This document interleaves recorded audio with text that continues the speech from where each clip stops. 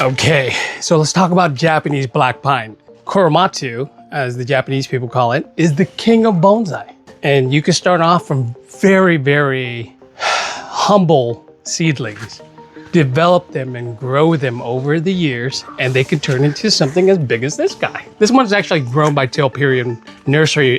They were a bonsai specific nursery. Unfortunately, it burned down a few years ago, and this is one of the trees that was still left standing after the fire. So I'm really proud to have one of these, and I am finally done with the initial wiring of this tree. Take a look at how it looked like when it started. So one of the things about getting a tree to thicken up with a trunk about that size right there is you're not going to do it by growing it in a pot, right? If you grow in a pot, you actually slow everything down as far as growth, and it won't reach this size for like 100 years or more. So in reality, you can grow it in ground. That's a whole different topic that I have a video on.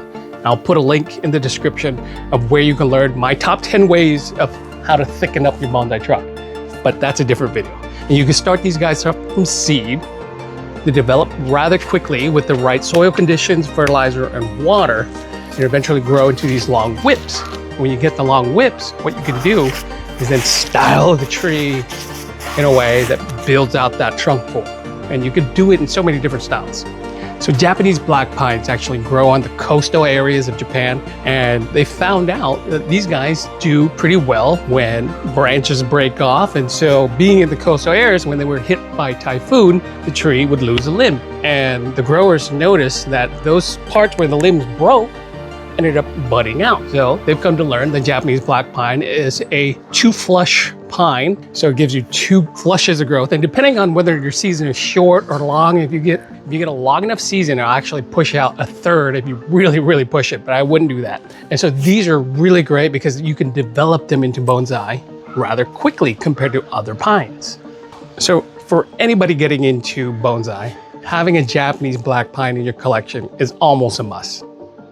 So I hope you found some of that information informative, but it's only so much I can squeeze into these short form videos that is under 3 minutes.